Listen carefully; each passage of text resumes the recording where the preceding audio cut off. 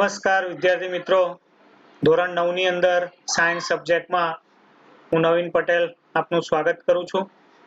આજે આપણે ચેપ્ટર 1 ની અંદર અગાઉ પણ થોડુંક ભણી ચૂક્યા છીએ। આગળ આપણે હજુ ભણવાનું છે। આપણે ઘન પ્રવાહી વાયુ વિશે શીખી ગયા, તેની લાક્ષણિકતા વિશે શીખી ગયા। આજે આપણે કંઈક નવું શીખવાના છે। વિદ્યાર્થી મિત્રો, જીવનની અંદર ઘણી બધી બાબતોની જરૂર હોય છે। અહીંયા એક પ્રજ્વલિતો જ્ઞાનમય પ્રદીપ આવું એક સરસ મજાના સૂત્રની સાથે આપણે નવો જે આપણો ટોપિક છે તે ભણવાની શરૂઆત કરીએ। તો અત્યાર સુધી આપણે ઘન પ્રવાહી અને વાયુની વાત કરતા હતા। હવે આપણે તાપમાનના ફેરફારની અસરો જોવાની છે। તો તેના માટે તમારા પાઠ્યપુસ્તકની અંદર પ્રવૃત્તિ આપેલી છે, જેમાં પ્રવૃત્તિ છે 1.12, જેની આકૃતિ પણ જે ચોપડીમાં આપેલી છે, પાઠ્યપુસ્તકમાં આપેલી છે, જે આપણે દોરવાની છે અને આખી પ્રવૃત્તિ આપણે સવિસ્તાર લખવાની છે। તો એક બીકર લેવાનું છે, જેની અંદર આપણે 150 ગ્રામ બરફ લેવાનો છે। બરફના ટુકડા લેવાના છે। બરફ એટલે ઘન પદાર્થ છે, આ આપણે ધ્યાનમાં રાખશું। એની અંદર આપણે થર્મોમીટર મૂકશું। થર્મોમીટર એવી રીતે મૂકશું કે બરફને તેનો સ્પર્શ થાય, તેને અડે। સ્પર્શ થાય એટલે બરફ થર્મોમીટરને અડે છે, તેનો સ્પર્શ થાય છે। હવે જ્યારે બીકરને તમે ગરમ કરો છો, જેમ જેમ તેને તાપમાન આપતા જાઓ છો, તેમ તેમ તેનું તાપમાન તમારે નોંધવાનું છે। એટલે એનું તાપમાન ધીમે ધીમે વધતું જશે। જેમ જેમ તમે એને ગરમી આપશો, તેમ તેમ તેનું તાપમાન શું થતું જશે? વધે છે। બરફનું જ્યારે સંપૂર્ણ પાણીમાં રૂપાંતર થઈ જાય છે, ત્યાં સુધી તમારે તાપમાન નોંધવાનું છે। અને બરફનું સંપૂર્ણ જ્યારે પાણીમાં રૂપાંતર થઈ જાય, ત્યાર પછી પણ તમારે તેનું તાપમાન શું કરવાનું છે? નોંધવાનું છે। તો આ રીતે ઘન અવસ્થામાંથી પ્રવાહી અવસ્થામાં તેનું શું થયું?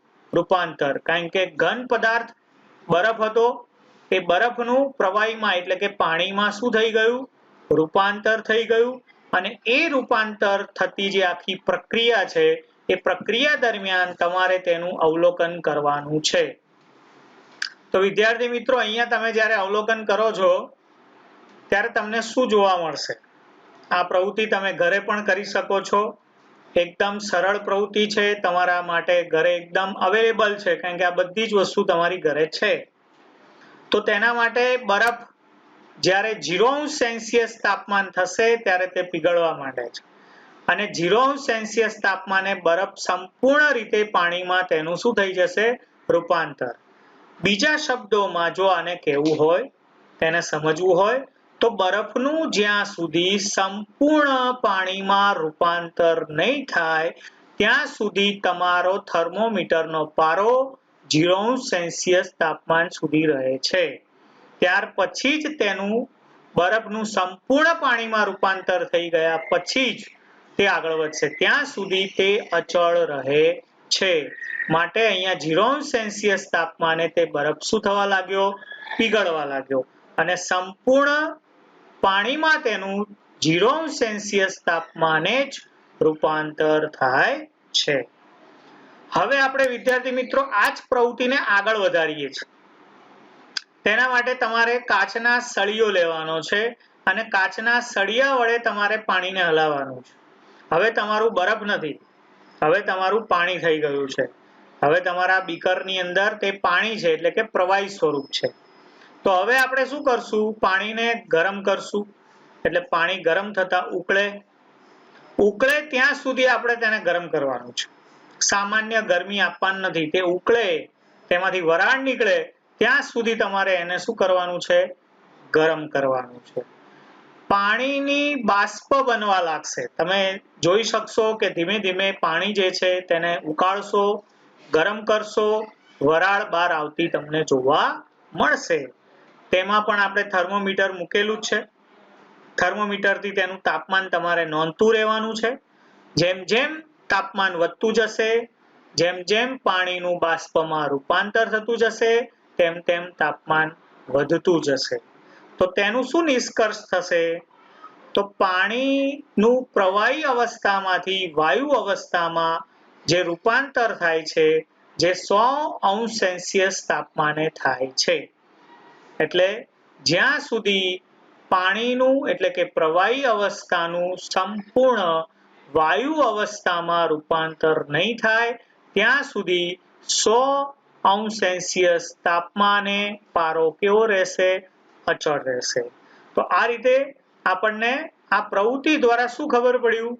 તો બરફનું એટલે કે ઘન અવસ્થાનું પ્રવાહી અવસ્થામાં રૂપાંતર થયું અને પ્રવાહી અવસ્થાનું વાયુ અવસ્થામાં રૂપાંતર થાય છે અને તેના માટે આપણે તાપમાન આપવું પડે છે. આ થઈ તાપમાનની ફેરફારની અસરો. આગળ જોઈએ વિદ્યાર્થી મિત્રો, એક પ્રશ્ન નાનકડો પૂછાઈ શકે છે કે તાપમાન વધતા સંપૂર્ણ રૂપાંતર થાય? જ્યારે તાપમાન વધતું જશે, જેમ જેમ તમે ગરમી આપશો તેમ તેમ ઘનનું પ્રવાહી અને પ્રવાહીનું વાયુમાં સંપૂર્ણ રૂપાંતર થાય છે? આવો એક આપણો પ્રશ્ન છે. તો ઘન પદાર્થ છે એટલે કે આપણો બરફ છે. સમજવા માટે આપણે બરફ લઈએ, તેને આપણે તાપમાન આપીએ છીએ. જેમ જેમ તાપમાન આપતા જઈએ તાપમાન વધશે. તાપમાન વધશે એટલે શું થશે? આપણે અગાઉ ભણી ગયા કે ઘન પદાર્થના કણો એકબીજા સાથે જોડાયેલા હતા, તેમની વચ્ચે જગ્યા હતી નહીં. પણ જેવી તમે ગરમી આપો છો એટલે તાપમાન આપો છો ત્યારે તે ગતિ ઉર્જા તેની વધે છે. એટલે કણોની ગતિ ઉર્જામાં શું થશે? વધારો થશે અને આ કણો વધુ ઝડપી કંપન કરવા લાગશે એટલે કે ગતિ કરવા લાગશે. જેટલી ગરમી વધુ આપશું, જેટલું તાપમાન વધુ આપશું એટલું તેનું કંપન વધશે અને કણો વચ્ચેના આકર્ષણ બળ ઉપરવટ જાય છે અને એ કણો વચ્ચેનું જે આકર્ષણ બળ છે તે ઉપરવટ જવાથી કણો પોતાનું નિયત સ્થાન છોડી દે છે. આકર્ષણ બળ ઉપર શું થશે? ઉપરવટ થાય છે, માટે કણો પોતાનું નિયત સ્થાન છોડી દે છે અને વધુ સ્વતંત્ર રીતે ગતિ કરવા લાગે છે. અને આ રીતે વધુ સ્વતંત્ર રીતે જ્યારે તે કણો ગતિ કરે છે ત્યારે ઘન પદાર્થનું પ્રવાહીમાં, પ્રવાહી પદાર્થનું વાયુમાં સંપૂર્ણ તેનું શું થઈ જાય છે? રૂપાંતર થઈ જાય છે. આમ તાપમાન જેમ જેમ વધતું જશે, વિદ્યાર્થી મિત્રો આ તમે ઘરે બી કરી શકો છો. બરફના 4-5 ટુકડા લો અને તેને તપેલીમાં મૂકી રાખો તો જ્યાં સુધી આપણું વાતાવરણનું તાપમાન છે ત્યાં સુધી ઓટોમેટિક પ્રવાહી થઈ જશે. પછી તેને ગરમી આપો તમે તો એનું પ્રવાહીનું પાછું વાયુમાં શું થઈ જશે? સંપૂર્ણ રૂપાંતર થઈ જશે. તો આ પ્રક્રિયા દ્વારા આપણને તે વાત સમજાય છે. અહીંયા એક અવસ્થા જે ઘન અવસ્થા જે છે તે સંપૂર્ણ પીગળીને શું થઈ ગઈ? તો પ્રવાહી અવસ્થામાં તેનું રૂપાંતર થઈ ગયું. આમ ઘન અવસ્થાનું પ્રવાહીમાં રૂપાંતર થાય એમ પ્રવાહી અવસ્થાનું વાયુમાં પણ શું થઈ શકે? રૂપાંતર થઈ શકે. અહીંયા પહેલી આપણે ઘન અવસ્થાનું પ્રવાહીમાં શું થશે? રૂપાંતર, તેની આપણે વાત સમજ્યા. વિદ્યાર્થી મિત્રો, ગલન અને ગલનબિંદુ આ આપણો એક તેની સાથે જોડાયેલો એક ટોપિક છે જેની અંદર ઘણી બધી વ્યાખ્યાઓ પૂછાઈ શકે, ઘણી બધી વાતો આવી શકે. એમાં પહેલી વાત આપણે ગલન વિશે જોઈએ. ગલન એટલે શું? તો દ્રવ્યની ઘન અવસ્થામાંથી પ્રવાહી અવસ્થામાં રૂપાંતરની પ્રક્રિયાને ગલન કહે છે. ગલન એટલે શું? દ્રવ્ય એટલે પદાર્થ. દ્રવ્ય એટલે શું થાય? પદાર્થ. તો પદાર્થની ઘન અવસ્થામાંથી પ્રવાહી અવસ્થામાં રૂપાંતરણની પ્રક્રિયાને ગલન કહે છે. આ એની શું છે? વ્યાખ્યા થઈ. ગલન બિંદુ કોને કહીશું? તો જે તાપમાને ઘન પદાર્થ પીગળીને પ્રવાહી સ્વરૂપમાં રૂપાંતર થાય છે તે તાપમાનને તે પદાર્થનું ગલન બિંદુ કહે છે. જે તાપમાને ઘન પદાર્થ પીગળીને પ્રવાહી સ્વરૂપમાં રૂપાંતર થાય છે તે તાપમાનને તે પદાર્થનું ગલન બિંદુ કહે છે. તો અહીંયા આપણે બરફની વાત કરી હતી કે બરફ 0°C તાપમાને બરફનું સંપૂર્ણ પાણીમાં શું થઈ ગયું? રૂપાંતર. માટે બરફનું ગલન બિંદુ 0°C થાય અથવા તો 273.16 કેલ્વિન થાય. આ કેલ્વિન એ પણ તાપમાનનો એક એકમ છે, મોટો એકમ છે. આપણે 0°C અત્યાર સુધી સેલ્સિયસ એકમ લેતા હતા, પરંતુ હવે આપણે કેલ્વિન એકમનો ઉપયોગ કરશું. એટલે ધ્યાન રાખજો, 0°C is equal to 273.16 kelvin. આ બંને સમાન છે, બરાબર. તો અહીંયા ઘન પદાર્થ પીગળીને પ્રવાહી સ્વરૂપમાં તેનું શું થાય છે? રૂપાંતર થાય છે. અહીંયા ગલન બિંદુ એટલે શું થયું? તો કણોના આકર્ષણની પ્રબળતા પર તેનું ગલન બિંદુ આધાર રાખશે. ગલન બિંદુનો જે આધાર છે તે કણો જે છે, ઘન કણો જે છે તેના આકર્ષણની પ્રબળતા ઉપર તેનું ગલન બિંદુ આધાર રાખે છે. દરેક ઘન પદાર્થનું ગલન બિંદુ સમાન હોતું નથી. બરફનું ગલન બિંદુ કેટલું છે? ફરીથી એકવાર 273.16 કેલ્વિન બરાબર 0°C. 0°C અને 273.16 કેલ્વિન બંને સમાન છે, સરખા છે. તો આ થઈ ગલન અને ગલન બિંદુની વાત, જેની વ્યાખ્યા આપણે યાદ રાખવાની છે. તો અહીંયા વિદ્યાર્થી મિત્રો આપણે એક નવો શબ્દ લખ્યો છે, ગલનગુપ્ત ઉષ્મા. ગલનગુપ્ત ઉષ્મા એટલે શું? તો ગલન બિંદુએ આવ્યા બાદ સંપૂર્ણ બરફ પીગળી ન જાય ત્યાં સુધી તાપમાન અચળ રહે છે. જે વાત મેં તમને અહીંયા સમજાવી કે જ્યાં સુધી બરફનું સંપૂર્ણ પાણીમાં રૂપાંતર નહીં થાય ત્યાં સુધી થર્મોમીટરનો પારો 0°C તાપમાને અચળ રહે છે. એટલે કે 0°C તાપમાનથી આગળ વધશે નહીં. આ સંપૂર્ણ બરફ પીગળી ન જાય ત્યાં સુધી તાપમાન કેટલું? તો 0°C તાપમાન કેવું રહેશે? અચળ, નહીં વધે, બિલકુલ તેમાં આગળ વધશે નહીં, જ્યાં સુધી સંપૂર્ણ બરફ પીગળશે નહીં ત્યાં સુધી. તો દ્રવ્યની જે અવસ્થા છે તે બદલવા ઉષ્માનો ઉપયોગ થાય છે. ઉષ્મા એટલે ગરમી, ઘનનું પ્રવાહી કરવા કે પ્રવાહીનું વાયુ કરવા. અહીંયા આપણે ગલનની વાત કરીએ છીએ, એટલે ઘનનું પ્રવાહી કરવા માટે ઉષ્માનો ઉપયોગ થાય છે, એટલે કે ગરમી આપવામાં આવે છે. તો તાપમાનમાં ફેરફાર વગર બરફ ઉષ્મા ઉર્જા શું કરી લે? શોષી લે. આપણો થર્મોમીટરનો પારો 0°C તાપમાન રહે છે.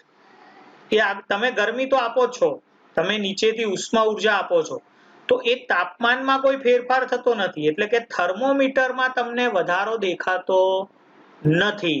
થર્મોમીટરમાં વધારો દેખાતો નથી તો એ બરફ શું કરશે? તમે જે આપેલી ઉષ્મા છે એ ઉષ્મા ઉર્જાને શોષી લેશે. એ જે ઉષ્મા ઉર્જા છે તે શું કરી લીધી? તો શોષી લીધી. તો ઉષ્મા ઉર્જા ક્યાં ગઈ? તમને દેખાઈ? ના. તો ઉષ્મા ઉર્જા બીકરના સંઘટકોમાં છુપાઈ ગઈ. ઉષ્મા ઉર્જા તમને થર્મોમીટરમાં જોવા મળશે નહીં, કારણ કે થર્મોમીટરમાં તો 0°C તાપમાન કેવું રહી જશે? અચળ, તે ફિક્સ છે. પણ જેવું તમે તાપમાન આપો છો એટલે તાપમાનમાં કોઈ ફેરફાર થતો નથી, પણ બરફ ઉષ્મા ઉર્જા શું કરી લે? શોષી લે છે.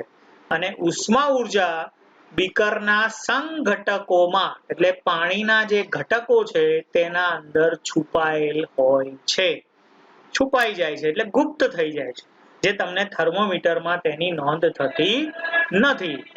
તો બરફના ગલન બિંદુ જેટલા તાપમાને અને એક વાતાવરણના દબાણે 1 કિલોગ્રામ ઘન પદાર્થને પ્રવાહી અવસ્થામાં રૂપાંતરિત કરવા માટે જે જરૂરી ઉષ્મા ઉર્જાને ગલનગુપ્ત ઉષ્મા કહે છે. આને સમજવા માટે આપણે બીજી રીતે સમજીએ કે પદાર્થનું ગલન બિંદુ, એટલે પદાર્થ કોણ છે આપણો? તો બરફ છે. બરફનું ગલન બિંદુ કેટલું છે? તો 0°C તાપમાન છે, એટલે કે 273.16 કેલ્વિન છે. જેટલા તાપમાને, એટલે કે 273.16 કેલ્વિન 0°C તાપમાને એક વાતાવરણનું દબાણ છે. 1 કિલોગ્રામ ઘન પદાર્થને પ્રવાહી અવસ્થામાં રૂપાંતરિત કરવા માટે જે ઉષ્મા ઉર્જા ગુપ્ત થઈ ગઈ, જેની નોંધ થર્મોમીટરમાં થતી નથી, આ જે ઉષ્મા ઉર્જા છે તેને આપણે શું કહીશું? ગલનગુપ્ત ઉષ્મા. ખ્યાલ આવ્યો વિદ્યાર્થી મિત્રો? શું કહેવા માંગે છે? પદાર્થ એટલે બરફ, તેનું ગલન બિંદુ 0°C અથવા તો 273.16 કેલ્વિન છે. જેટલા તાપમાને એટલે જે ગલન બિંદુ છે તેટલા તાપમાને એક વાતાવરણનું દબાણ છે 1 કિલોગ્રામ ઘન પદાર્થ એટલે કે બરફ છે તેનું પ્રવાહીમાં સંપૂર્ણ રૂપાંતર કરવા માટે જે જરૂરી ઉષ્મા ઉર્જા ગુપ્ત થાય છે જેની નોંધ થર્મોમીટરમાં થતી નથી, આ ઉષ્મા ઉર્જાને ગલન ગુપ્ત ઉષ્મા કહે છે. જેમ કે 0°C તાપમાન એટલે 273 કેલ્વિન તાપમાન. બરફના કણોને ઉર્જા આપીએ છીએ એટલે એને ગરમી આપીએ છીએ, તે પાણીના કણોમાં તેનું શું થશે? રૂપાંતર થશે. તો બરફના કણોની ઉર્જા કરતા પાણીના કણોની ઉર્જા વધુ હોય છે. બરફના કણોની ઉર્જા કરતા પાણીના કણોની ઉર્જા કેવી હોય છે? વધુ હોય છે. આ યાદ રાખજો વિદ્યાર્થી મિત્રો, 1 માર્ક્સની અંદર આ પ્રશ્ન પૂછાઈ શકે કે બરફના કણોની ઉર્જા અને પાણીના કણોની ઉર્જા બેમાંથી ઉર્જા વધુ ક્યાં હોય છે? તો પાણીના કણોમાં ઉર્જા વધુ હોય છે. તો ગલનગુપ્ત ઉષ્મા બરફની કેટલી? આવો આપણને પ્રશ્ન થાય. તો બરફની ગલનગુપ્ત ઉષ્મા કેટલી છે? 3.35 × 10⁵ જૂલ પ્રતિ કિલોગ્રામ. 3.35 × 10⁵ જૂલ પ્રતિ કિલોગ્રામ. આ શું છે? બરફની ગલનગુપ્ત ઉષ્મા. ઓકે, તો વિદ્યાર્થી મિત્રો અહીંયા આપણે ગલનગુપ્ત ઉષ્મા વિશેનો શું કર્યો? અભ્યાસ કર્યો. જેમ અહીંયા ગલન બિંદુ ગલનગુપ્ત ઉષ્મા છે એવી જ રીતે આપણે ઉત્કલન બિંદુ અને ઉત્કલન ગુપ્ત ઉષ્માની વાત આપણે કરવાની છે. અહીંયા આપણે ઘનનું પ્રવાહીમાં રૂપાંતર થતા પ્રક્રિયાની વાત કરી.